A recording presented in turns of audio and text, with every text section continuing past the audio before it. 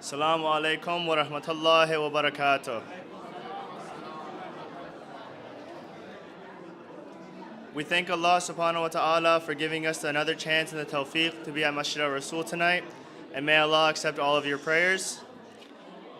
To start our second session, we're celebrating the waladat of our 10th Imam, Imam Hadi, with a cake, and I'd like to call Aji Agha to please come forward, and as he comes forward, please recite aloud salawat.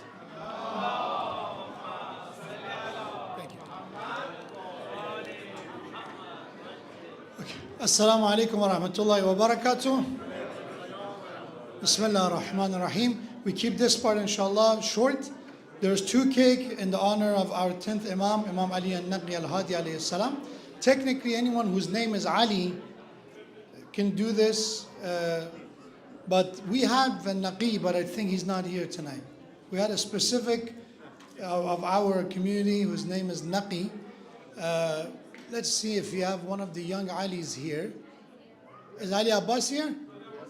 Ali Abbas, we can. And also, again, you read my mind. So I was thinking that we do a first name and we do a last name, because we have a Naqavi as well, whose whose last name is after our 10th Imam. So I'll ask inshallah until the Ali is going to come, from our dear Dr. Ahsan to come forward. His last name is Dr. Naqavi, so we will ask him inshallah to cut the cake for his well-being and his family. Recite a salawat ala Muhammad wa ali Muhammad. Allahumma salli ala Muhammad wa ali Muhammad wa ajil farj. Please. Inshallah, he will have an announcement as he cut the cake about blood drive. Please, as you know, he's doing a lot for our community. Recite another salawat for him and his family. Jazakallah. Mubarak, Eid Mubarak to you. Let me grab my flyer. One second. Oh, sure. Should I do it now? Do after the cake, always. Okay. And Ali Abbas, come. And Ali Abbas is going to cut the second cake with a loud salawat for him and his family. Allahumma salli ala Muhammad wa ali Muhammad. Thank you so much. What's your name? Come here. Come. Come. Would you come here? Yes. We want to have a representation. What's your name? Zainab. Zainab, mashallah. I did not know. I did not. So Zainab is going to inshallah help me to cut the cake. Recite a loud salawat for Zainab and her family. Allahumma salli ala Muhammad. Well, thank you. A round of applause for Zainab. Good job. Thank you. Eid Mubarak to all of you. Inshallah, we proceed with the rest of the program with another salawat ala Muhammad wa ala Muhammad.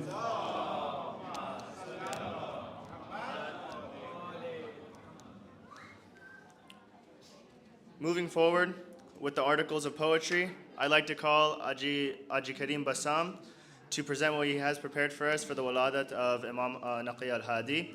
And as he comes forward, please recite aloud salawat.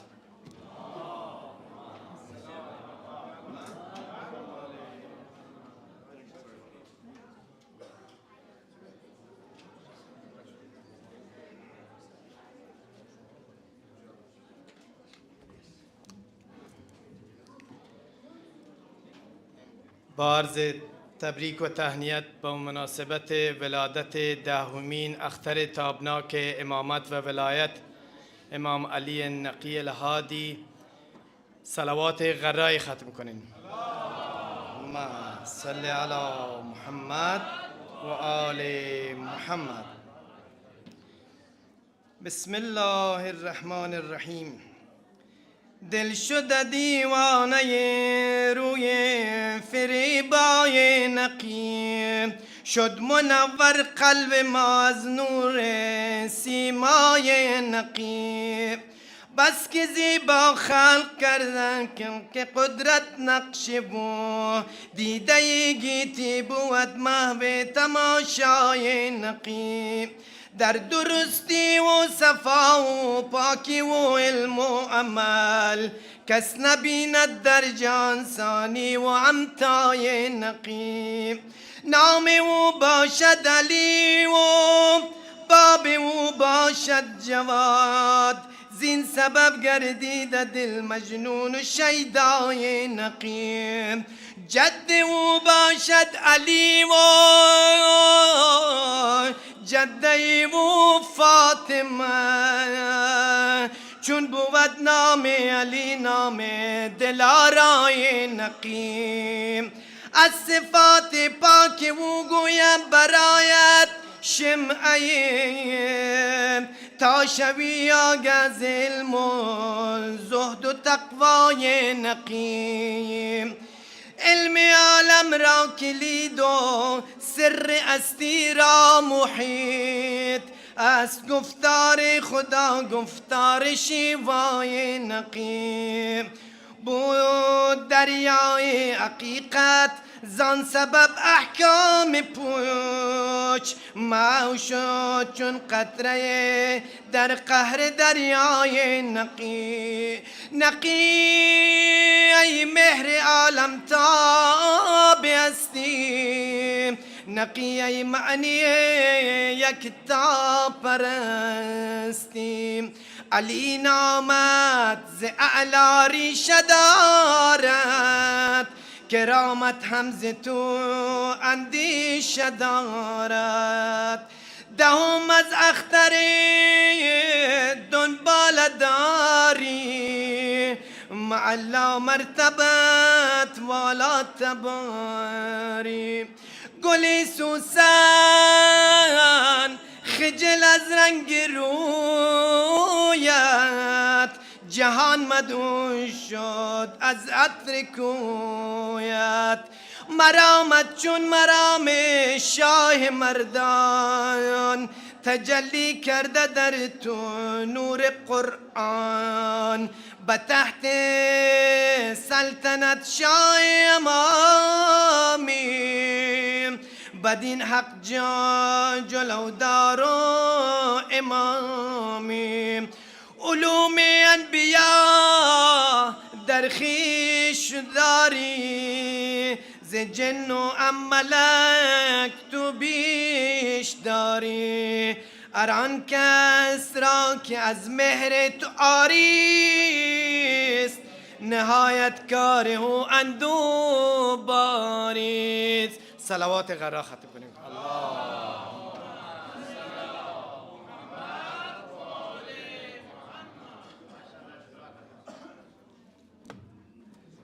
Thank you, Hajj Kareem Bassam. For his health and his family, please recite aloud salawat.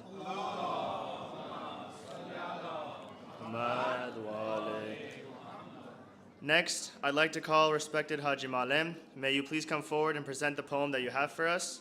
And as he comes forward, please recite another loud salawat.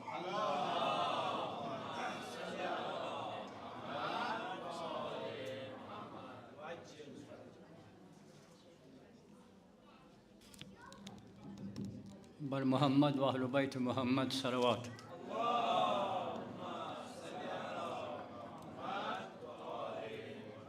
ولادت بسادت آقا را به جمیع شیعان خصوص حضرات محترم تبریک عرض می نماییم. از خدای متعال خواهیم که به برکت وجود آقا هرچی تعجیل در امام زمان بفرماید و دشمنان اسلام را به هر لباسی که هستند ریشه‌کن بفرماید. مایزه جم عجب فتح نمایان کرده نیمه مای عیان فتح درخشان کرده گلی از گلشن تاهم به جهان جلوه نمود که جهان راز صفت جنت رجوان کرده متولد ز سمانیه شده رهبر دین عالمی را ز تجلیش چراغان کرده آمدن حجت دادار که از آمدنش مومنین را همگی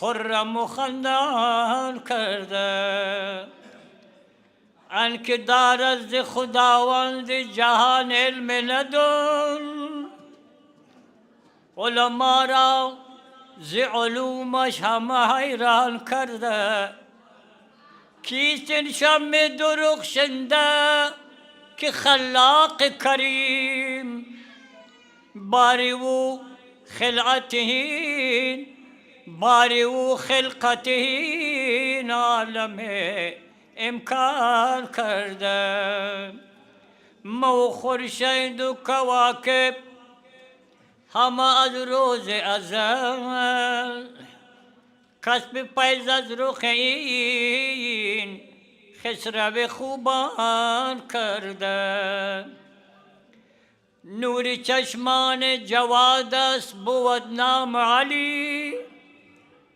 که خدایش ز شرف ناطق قرآن کرده وارث ختم رسالت گلزار بطول همه جارا ز جمالش چو گلستان کرده انشا که از مرحمت و جود و شرف کار صد عیسی و موسی و سلیمان کرده معجزه عیسی و موسی و خلیل الله را ظاهر از خویشتن این حجت یزدان کرده ز صفا و ز سخایش چی بگویم که خداش هادی امت و وارث بر رسولان کرده آنکه صدا تمتایی بگدایش نرسد آنکه برخست دلان لطف فراوان کرده ای نام تو جان بختر از آب حیات محتاج تو خلقی با حیات و با ممات از جمله انبیاء و ارسال رسول مقصود تو بودی با جمالت صلوات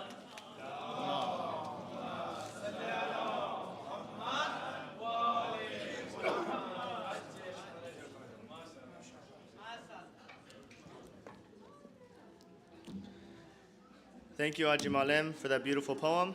For his health and his family, please recite aloud salawat.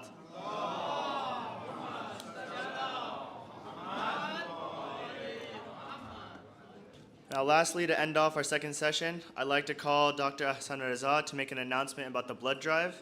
And as he please comes up, recite aloud salawat.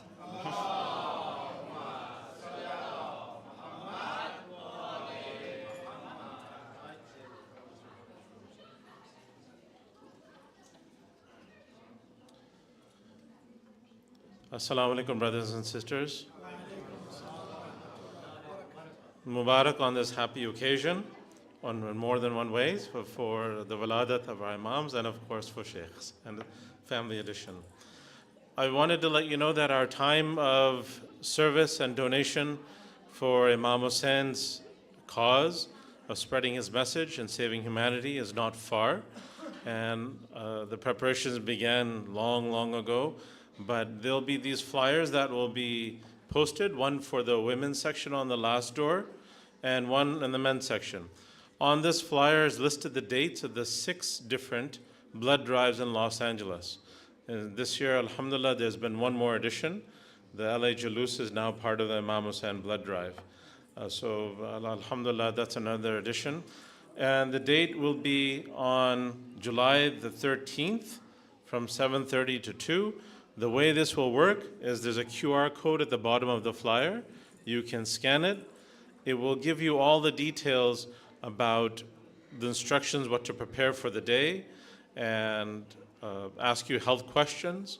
And it'll lead you through that whole sequence, and then you can select the masjid that you want to donate at, and also the timing that you're looking for. And inshallah, it should be simple and easy. If there's any issues or problems, please reach me, or you can reach my sister Amna Heather, and we'll guide you through this process. But this will be hanging on the door on both sides. Just on a side note, alhamdulillah, like I told you, this started the first masjid to do this in Los Angeles, was Masjid Al-Rasool. And now, alhamdulillah, there's 6, like I told you, in Los Angeles.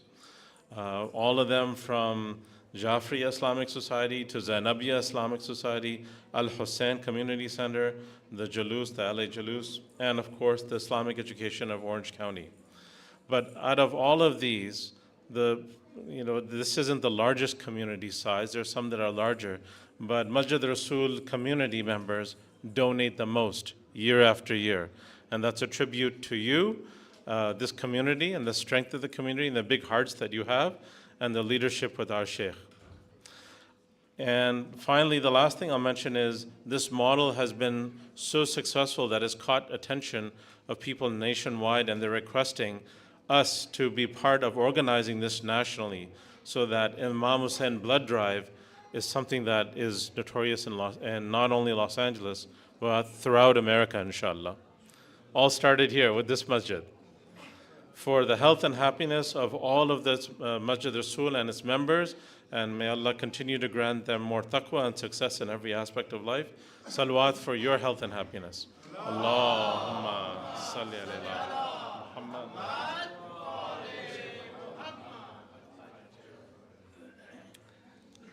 Thank you, Dr. Raza. For him and his family, please recite aloud salawat.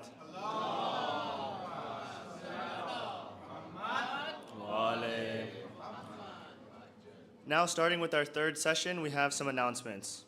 For your monthly donations, please check with Ajizia Amali or Brother Said Razak. If you are behind and can bring that back up to date, that would be greatly appreciated. And also on this Sunday, there's a special Eid al-Qadir event at Southgate Park from 1 p.m. to 6 p.m. You should have received the flyer in your email, but if not, please see me and I'll give you the details. With that being said, Ajagha's speech will be about Imam Hadi alayhi salam, and the name of the speech is Cure for Self-Admiration. And I would like to kindly ask Hajjatullah Islam wal Muslimin Agha Mudaris to please come forward and present his speech. For the health of Agha Mudaris and his family, please recite aloud salawat.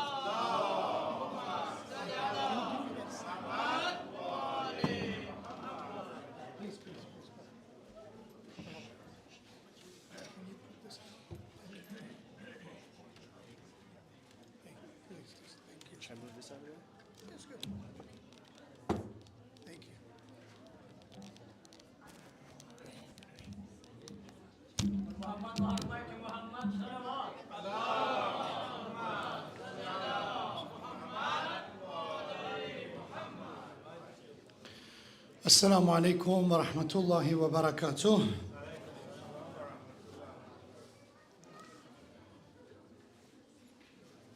Mubarak to all of you. For those of you that I didn't see on the day of Eid, Eid al-Adha, Eid al-Qurban, and also tomorrow is the wiladat of our 10th Imam alayhi salam in advance. Tuesday is the important day of Eid al-Ghadir.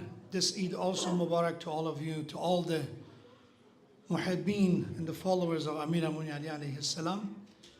May Allah subhanahu wa ta'ala on these auspicious days, these 2 weeks from the Eid al-Adha all the way to almost to the end of the Hijjah, are day of festivity, celebration and joy and happiness.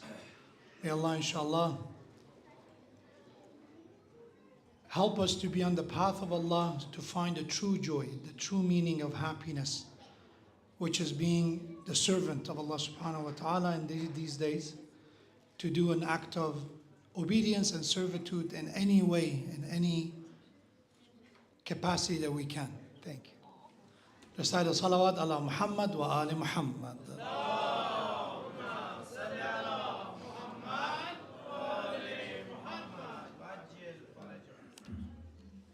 أعوذ بالله من الشيطان الرجيم بسم الله الرحمن الرحيم الحمد لله رب العالمين بارئ الخلائق أجمعين باعث الأنبياء والمرسلين الذي بعد فلا يرى وقرب فشهد النجوى تبارك وتعالى ثم الصلاة والسلام على خير خلقه حبيب إله العالمين خاتم الأنبياء والمرسلين المحمود الأحمد أبي القاسم المصطفى محمد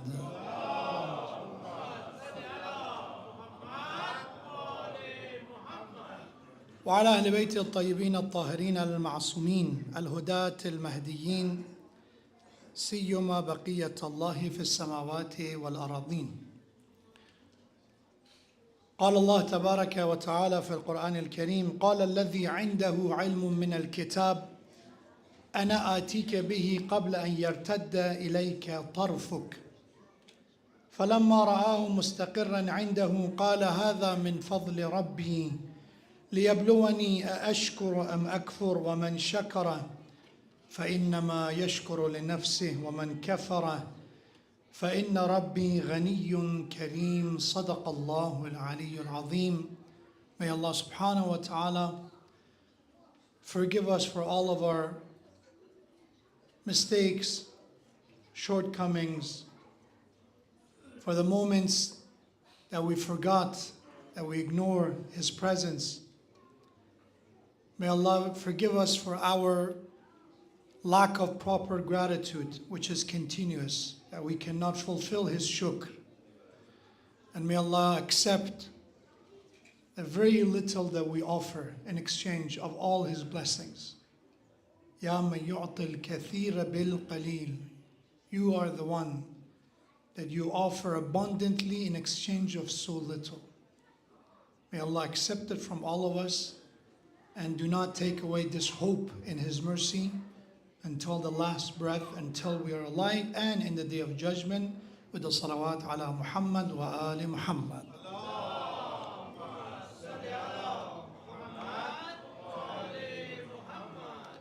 Mubarak, 15th of Dhul Hijjah, tomorrow, birth anniversary of our 10th Imam, Ali al-Naqi al-Hadi alayhi salatu wassalam, a man that he is the 10th Imam of the family of the Prophet, the one that Allah subhanahu wa ta'ala appointed the first of them in Eid al-Ghadir. And our 10th Imam alayhi salam carried this flag and this banner of Islam, the banner of Quran and Ahlul Bayt, for 34 years. Our 10th Imam alayhi salam was born in the year 212 after Hijrah, almost 200 years after the Prophet. And when he became the next Imam after his father, which his father, Imam Ali al-Naqi al-Hadi alayhi salam, was only 25 years old when he was martyred. So our 10th Imam became orphan at a very young age. But that did not stop him from making sure that those that their ultimate plan was to use religion in their advantage, to twist the religion for their desires. That's who Bani Abbas were. They were masters of cunning, tricksters of their time, and at the same time, master of performing shows, having debates, and saying that we are supporting dialogue, we're supporting discourse, which reminds me a lot of what we see in Palestine. And then there are these panels that they bring to people, oh, we are here for discourse as people are dying. And someone actually defending the massacre, the killing. These shows is not a new thing. In order to have public support by your side, in order to distract people, it was a thing that it existed back then and still exists. And that's not to take away from the importance of discourse, which is necessary, from dialogue is necessary. But once violence is there, once brutally intending publicly and privately to put an end to an entire population, genocide, then it's not a matter, it should not be open to discussion. Is it okay if we killed this many people or not? Is it justifiable?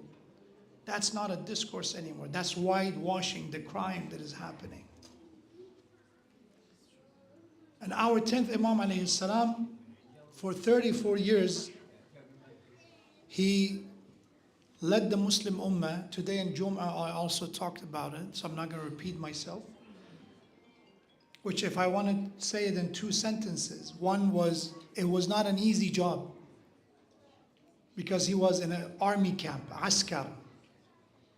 Askari, we know our 11th Imam's title is Hassan al-Askari, but when you go to history and when you look at the title of our 10th Imam, he is also Askari, which Askari means the one who lived in army camp. He was under constant surveillance.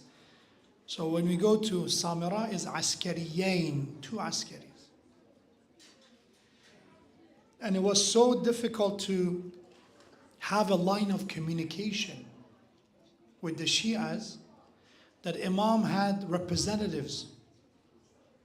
That people, if they had questions, they cannot go to the Imam for multiple reasons. Number one, Imam is in Samira, isolated intentionally. Back then it wasn't easy for you to go all the way from Kufa, which was a central part for Shias, or go from Medina or other parts of the world, all the way to Samira. And then in Samira, which is again a military town, you're gonna stand out that who are you here? And if you're being recognized, there would have been for sure consequences. Oh, you are allies or you are followers of this man. If they could get rid of you directly, financially, any way in their capacity to get rid of you. But as I said, they were masters of shows. They were masters of distractions. They were good at it. How to get rid of you without actually getting their hands dirty, basically. Going in direct about getting elimination. So Imam Al-Hadi alayhi salam at that era made sure that people go to wakala. Wakil means the one who is a representative of you. Abdul Azim Hassani, a very famous companion of multiple Imam, is also the companion of our 10th Imam as well. A Sayyid that is from the descendant of Imam Al-Hassan alayhi salam. The one who was ultimately, because of Bani Abbas, he was forced to flee his family and his town and go all the way to Ray, thousands of kilometers away, to save his life. That's why there are many Sayyids from the descendant of the family who were buried in different areas in the Ajam world, in the non-Arab world, because they escaped the persecution. So our 10th Imam alayhi salam and his wakalam made sure that people received the message. And today, I'm going to emphasize on this. There is this attempt to put people against the system of scholarship, especially when we talk about maraji, those who are experts of deen. And this push is coming in different shapes and different slogans. Among them is that Ahlul Bayt said everything we need. Go read the books of hadith yourself. You figure them out. Which obviously we should read the ahadith of Ahlul Bayt. We should learn from them. But to say that you don't need this system who makes sure we have a proper understanding, proper recitation of the teaching of our faith, it could lead to this 1,000 divided school of thought, that everybody have their own understanding. You read this hadith, this is what I think. My brother reads it, they have it differently. But when we have the maraji, first of all, it's not monarchy, it's not one marja. There are this open discourse in reality. That each marja go through this very long but at the same time challenging process of becoming knowledgeable on the matter, on the subject. In addition to that, they have to live this lifestyle of piety, taqwa. They have to have taqwa. It's not just about knowledge. It's not like universities. Universities don't care what you do in your own time. They care about your professional performance to a certain way. Of course, unless you say something about Palestine, then suddenly they care about your personal life. Anything else, they don't care. If you criticize Israel, then they come after, usually. Freedom of speech, suddenly it gets its own exceptions. But beside that, it's not a matter that is important to academia. But in Islamic studies in Hausa, taqwa is something that is important. And there is no certificate for it. It's not like the Hausa said, oh, you have taqwa, you did Salatul Layl or that. It's something that you live. Your life is a expression of your taqwa. So your public life specifically. And I've seen this attempt. But in reality, we do not have membership. And the system of houses is not like that. You go sign up with a marja, you're in some directory, they have some database. Everything is spiritual. Is you decide to follow this marja, there is no process that you have to pay a membership. You say, how about khums? Khums is not a membership. Is the money that we pay as a command of Allah. وَاعْلَمُوا أَنَّمَا غَنِمْتُم مِّن شَيْءٍ فَإِنَّ لِلَّهِ خُمُسَهُ وَلِلرَّسُولِ. That 1/5 of what you gain from profit is for Allah and His Messenger, and وَلِذِي الْقُرْبَى, and for those who are close relatives. So it's not that you're giving the money to the marja that's going to be used for personal gain of the marja. That marja, all he does is he's a representative in the time of occultation to utilize that money to be spent, to be invested in a proper place. So he is a supervisor of the money, not the owner in the sense of taking the ownership and use it personally. So be aware of that this existed at the time of Imam Hadi. Even in the time of Ahlul Bayt, our Imams would refer them, go to this person. What were the qualities of people like Abdul Azim Hassani? What were the qualities of others that we had, like Uthman ibn Sa'id, which later on becomes one of the Nawab, one of the specific representative of the Imam of our time. Ayyub ibn Nuh, and many others. So number one, they had the knowledge. So if somebody had a question, to their ability, they knew what was the teachings of Ahlul Bayt. They were not clueless. They had some idea. It doesn't mean they knew everything, but to the best of their knowledge, they were knowledgeable about the teachings of the religion. So if somebody would ask a question, which was very straightforward, they would have been able to answer that this is the opinion, this is the word of the Imam. That's why Abdul Azim Hassani narrated many hadiths from multiple Imams, because he was educated by them. He learned from them. And the second quality of these representatives is taqwa. They have the righteousness and piety that is needed to be with the knowledge that they have.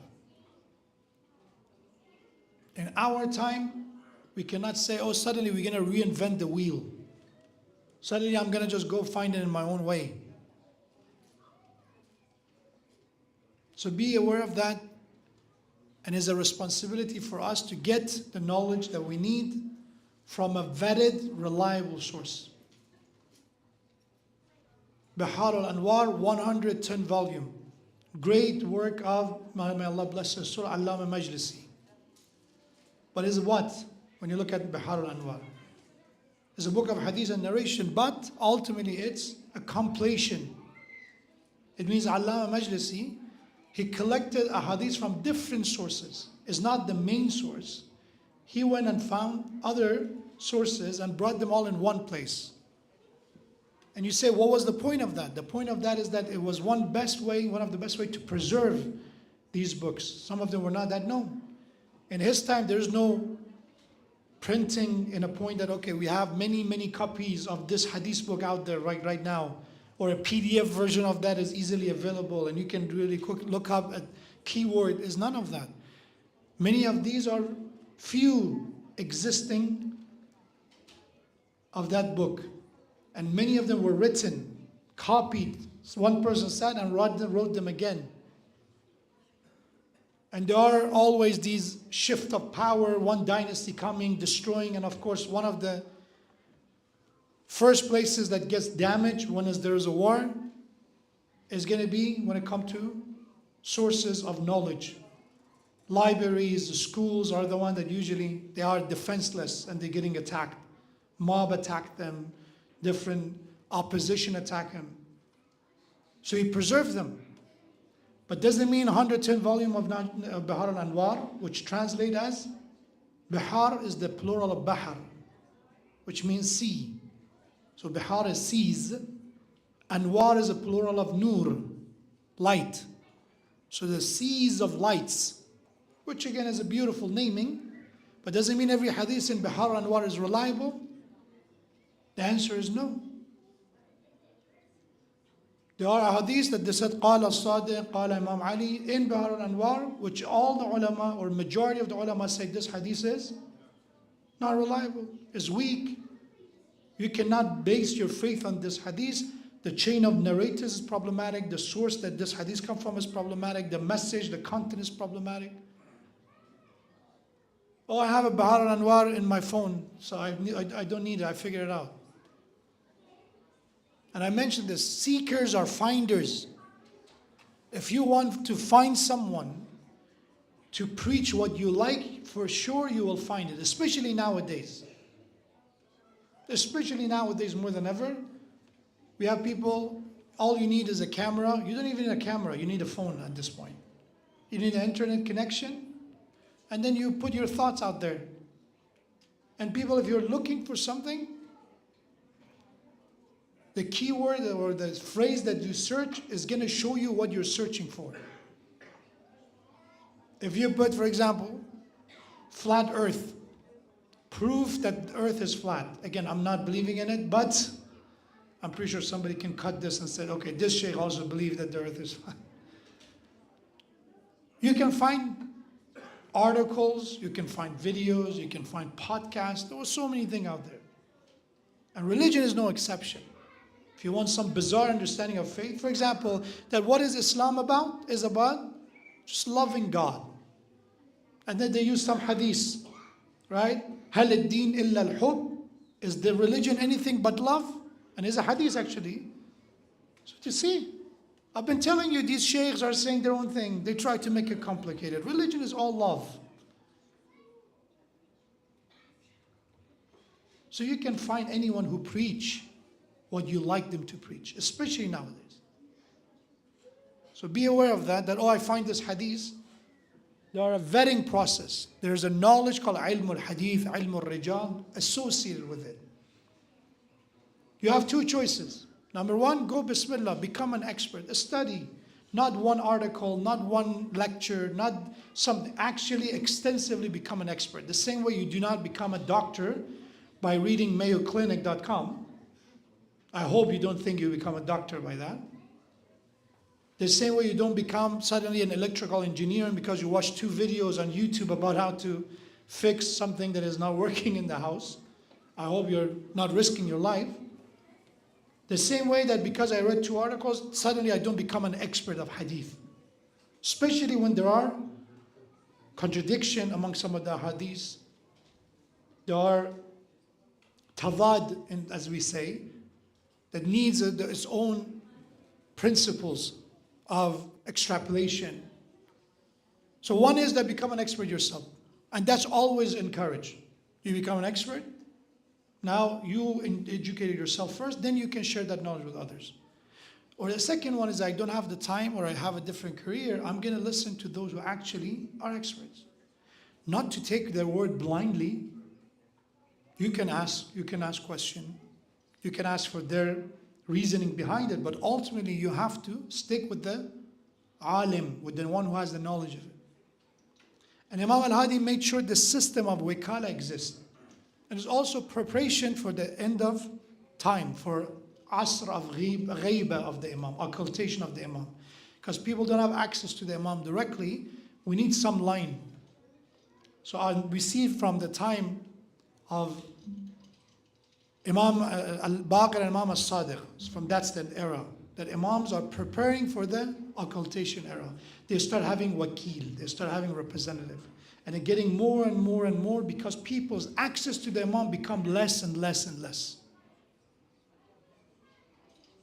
To the point that Imam Al-Askari alayhi salam, he asked his companions, if you see me in the streets, do not say salam to me.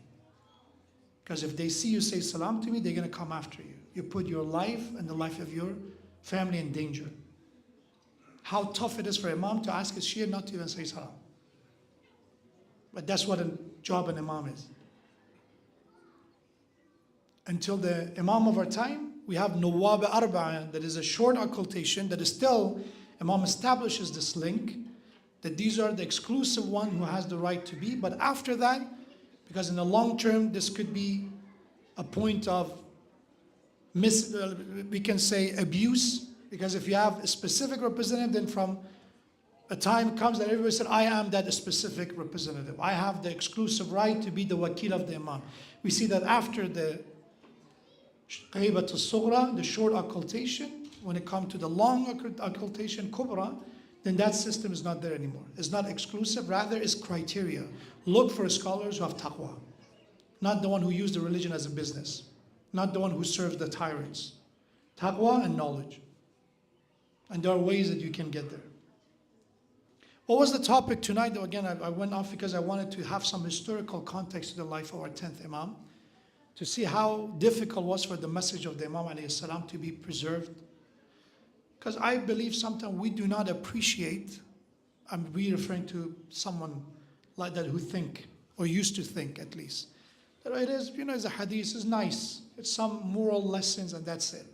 But when you actually read what they went through in order to make this accessible, then we will appreciate it differently.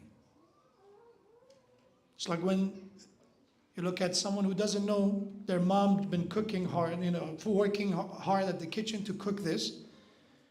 They say, I don't like this, it's too this, it's too that. Rather than one day, you make them stand and watch how many hours they're put into making this. How much effort, how much time they put into it. Then your appreciation would be different. If you're a decent person, the least is, even if you don't like the food, you're not going to say anything negative about it. You appreciate it differently. Same as with the life of the Imam Al-Hadi alayhi salam. I encourage you to read two main precious gems that we have from our 10th Imam. One is Ziyarat al-Jami' Kabira. Every occasion that I get to this ziyarah is that if you don't understand the ziyarah of Jami' Kabira, is because probably we look at the length of it, because it's a bit lengthy. But the more you read it, you understand. For example, we have Dua Jawshan al-Kabir, which is a 1,000 name of Allah subhanahu wa ta'ala. We have other du'as and ziyarat. But this one, imagine, is an extensive work on the Ahlul Bayt's status. Who are the Ahlul Bayt? What is the responsibility that Allah give them, and what are our responsibility in exchange toward them? So Ziyarat al-Jami' Kabira, read at least 1 page or 2 pages tomorrow, as the day of the Wiladat of Imam Al-Hadi. To honor him, let's go and revisit this beautiful ziyarat. And right now, you can look it up with the English translation. Multiple versions of that is out there. And the second one is Ziyarat al-Ghadiriyah, which is, again, on Tuesdays, Eid al-Ghadir. There's a ziyarat for Eid al-Ghadir from Imam Al-Hadi. Again, a beautiful, extensive work on the status of Imam Ali alayhi salam and Imamah. Again, from Imam Al-Hadi alayhi salam. You see that even during the time that Imam is under a lot of scrutiny, he still thinking about that people should know who an Imam is. There's a hadith narrated by both Shia books and Sunni books. In Sihah of Ahlul Sunnah, this hadith has been mentioned as well. Sihah means the authentic books of Ahlul Sunnah, like Bukhari, Muslim, and all that. What is that hadith? Prophet said, Man mata wa lam ya'rif imam zamanihi mata mitatan jahiliya. Imam is the word that is being used in this hadith, not Khalifa. Prophet said, again, Prophet says, narrated in Sunni books, hadith, Sunni, Sahih, correct, reliable. Shia books, of course, has it. Man mata, the one who dies. Walam ya'rif, and they do not recognize, they do not know. Imam zamane, the Imam of their time. The Imam, the leader of their time. Mata mitatan jahiliya. Prophet said, if that person, if they die, they will die the death of ignorance time. They will die on Jahiliyyah terms. They didn't have Imam either.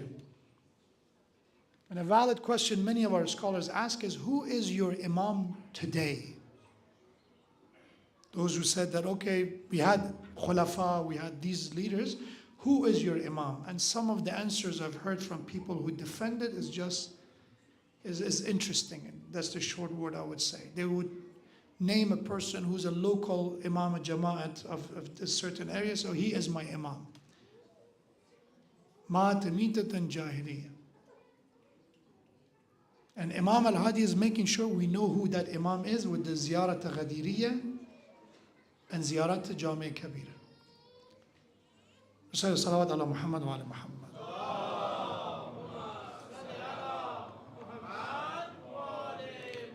I think I absolutely lost the perception of time and the passage of time, as you notice with the salat as well. So I will keep this part short because the topic was self-admiration and the cure for it.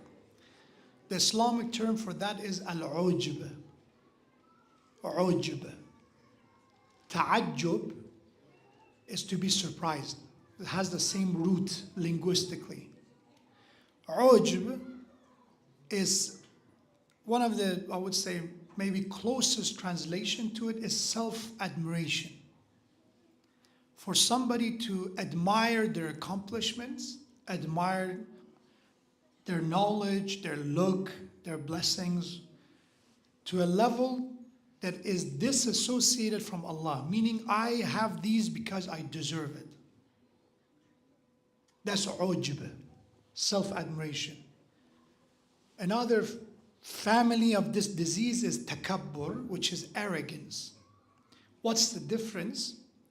One of the easiest differences that we can remember, takabbur is when somebody in comparison with others, they consider themselves superior. So that's arrogance, that's takabbur. I am better than this, I'm better than that. It's in sense of comparison. Ujb is not necessarily about comparison. I'm just sitting on my own, no one involved. I'm too much in love with myself. I admire everything about myself. Intrinsically, internally, I think I am the one who deserves everything I got. That's ujb. And that could lead to many problems. Narcissism is one of the byproducts of this disease. And also to be stubborn, lajuj, the one who doesn't accept criticism, is another byproduct of this disease. I chose this topic because of the hadith that we have from Imam Hadi, alayhi salam, warning us about this disease. What Imam alayhi salam says? He says,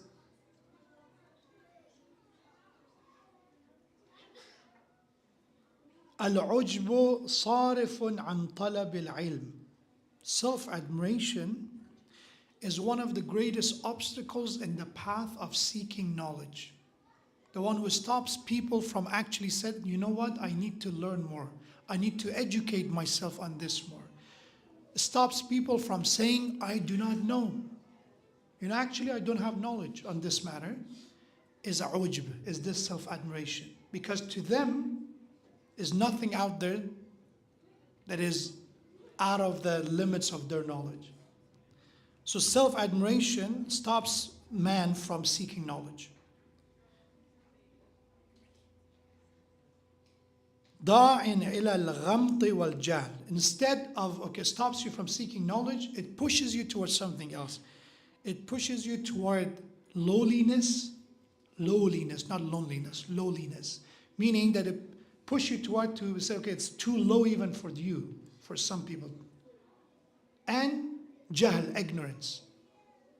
You become so low that you stop actually caring about what you're doing to your image. People think of you, of someone, that, oh, this person is just, they are in love with themselves. And because they're so excessive in that matter, they don't even see what this is doing to their reputation. What is this disease is doing to their public image.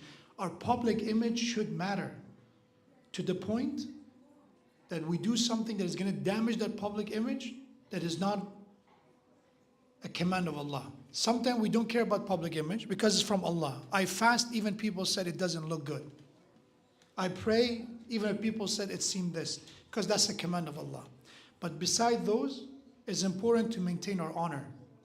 There's a famous hadith by the commander of the faithful, Ali ibn Abi Talib alayhi salam.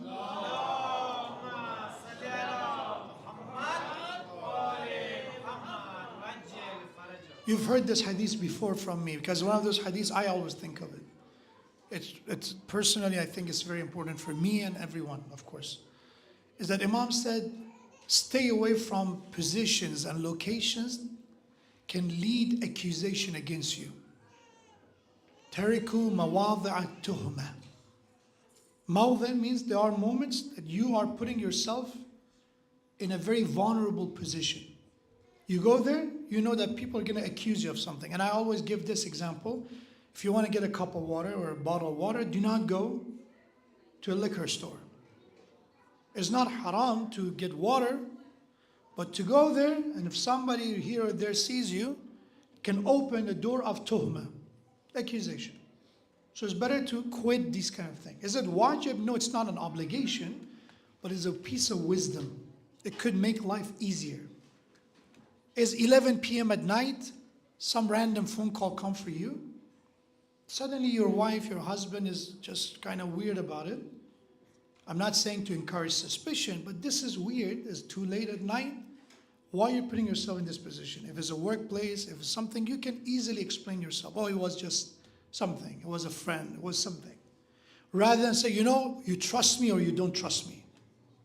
Tell me, You either know that I am, honest with you or not.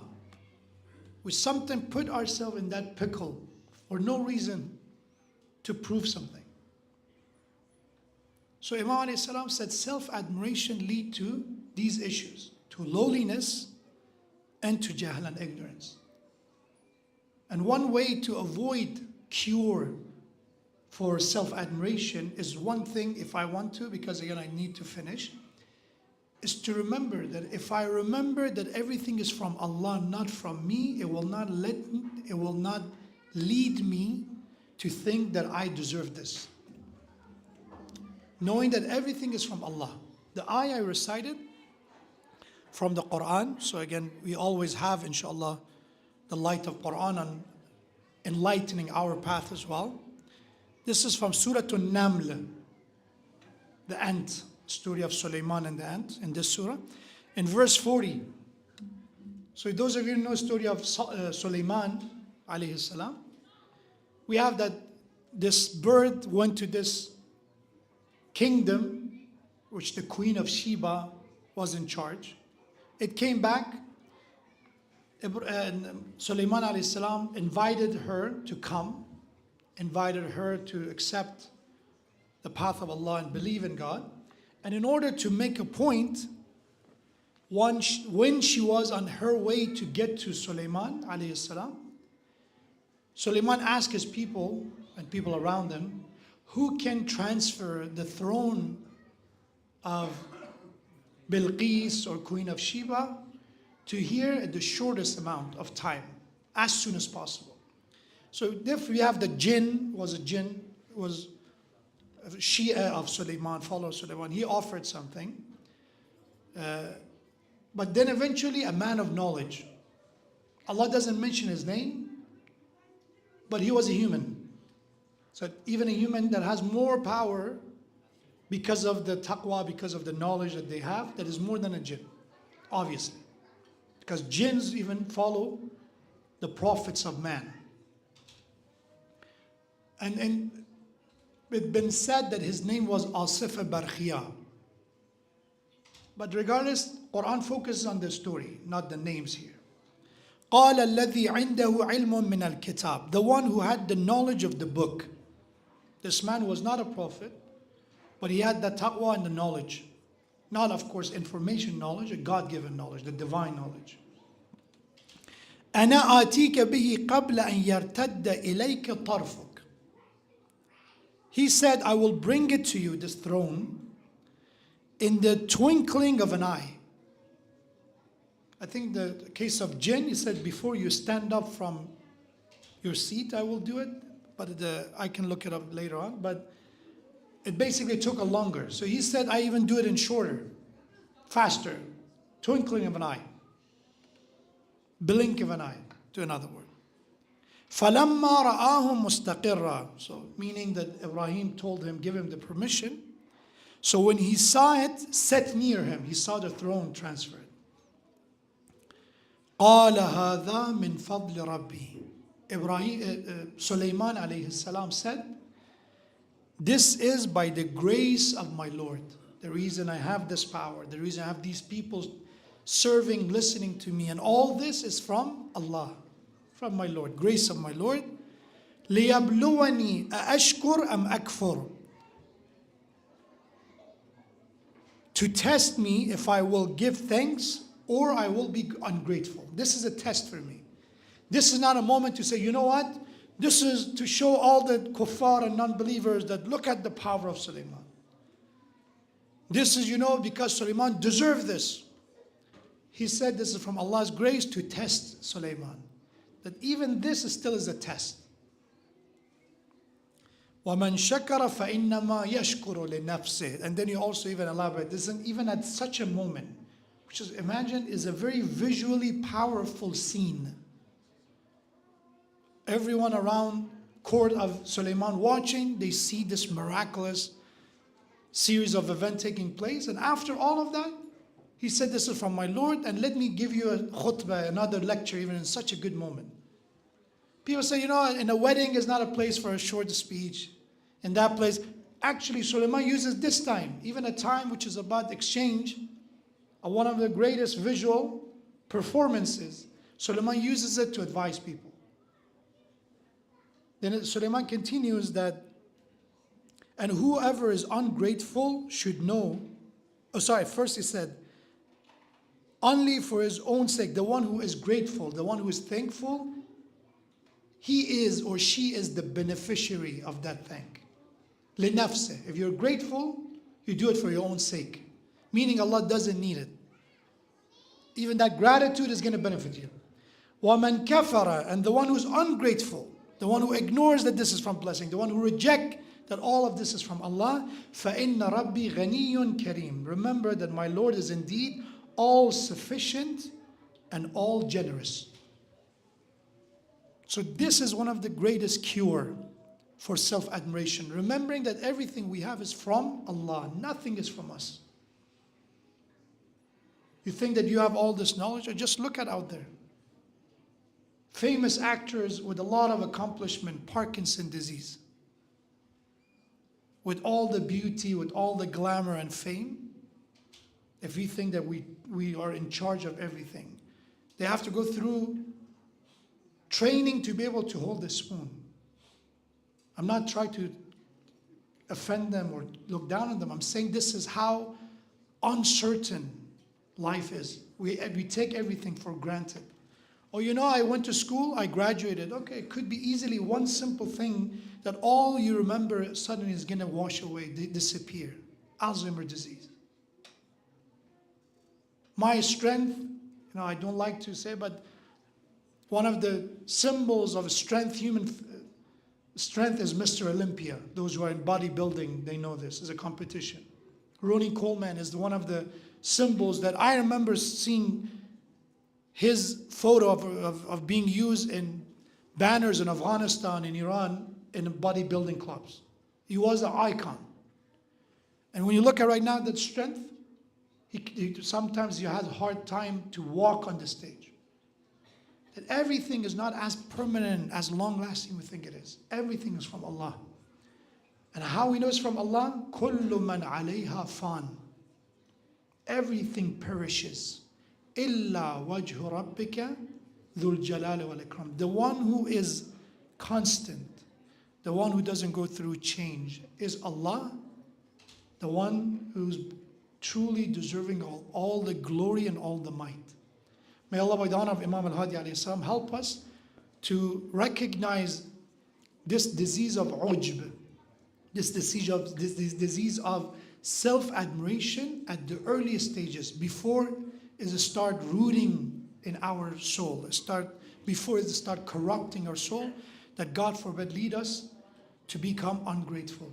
May Allah subhanahu wa ta'ala, by the honor of the Prophet and his family, grant all of us guidance and protect us from deviance and misguidance, and grant us, inshallah, the ziyarat of Imam Al-Hadi alayhi salam in Samira with ma'rifah, with recognizing the status of the Imam, and also the shafa of the Ahlul Bayt, especially Imam Al-Hadi in the Day of Judgment. Thank you so much again for those of you who've been contacting me. Alhamdulillah, Allah subhanahu wa ta'ala blessed our family with a child, with a baby girl. We named her Zainab. Inshallah, keep in your du'as. Thank you for everyone who called me. If I wasn't able to call you back, my apologies. And inshallah, when the time is right, I will make sure the walima will be served, inshallah. That is a recommended part of it. So I know one thing, that a lot of dear brothers will come to me, Sheikh, when are you going to give the shirini for the child? I will, inshallah, give the walima, and inshallah, when the time is right. And also, please pray for all those in need of our du'as. May Allah, inshallah, grant all of our youth, those who are single, first, inshallah, to find a suitable spouse. We do dua for them, inshallah. And second, for those who are, inshallah, want to expand their family, may Allah bless them with righteous children. And also, I think I said it before, we are also blessed in a very short span. Our community had another addition. Agha Hujjat also had a child. They named him Malik. And may Allah, inshallah, protect him. And inshallah, he will become a Malik Ashtar for the Imam of our time as well. May Allah subhanahu wa ta'ala bless our children and our descendants and our children to be on the path of Islam and the path of Quran and Ahlul Bayt, inshallah. For the soul of all marhumin, for the shifa of all the marid, recite a salawat ala Muhammad wa ali Muhammad. Let's finish with the ziyarah. وعجل اللهم في فرج مولانا صاحب العصر والزمان. السلام عليك يا رسول الله يا نبي الله يا خير خلق الله يا خاتم النبيين. السلام عليك يا أمير المؤمنين ويا إمام المتقين علي بن أبي طالب. السلام عليك يا فاطمة الزهراء سيدة نساء العالمين. السلام عليكم أيها الحسن والحسين سيدي شباب أهل الجنة أجمعين. السلام على علي بن الحسين زين العابدين. السلام على محمد بن علي الباقر. السلام على جعفر بن محمد الصادق. السلام على موسى بن جعفر الكاظم.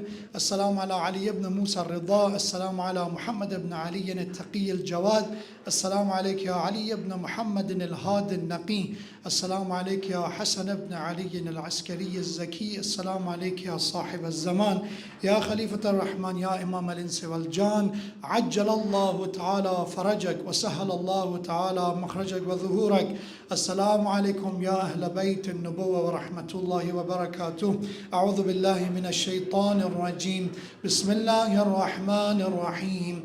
إنا أعطيناك الكوثر فصل لربك وانحر إن شانئك هو الأبتر. صدق الله العلي العظيم. ولأرواح المؤمنين والمؤمنات رحم الله لمن قرأ الفاتحة مع الصلوات.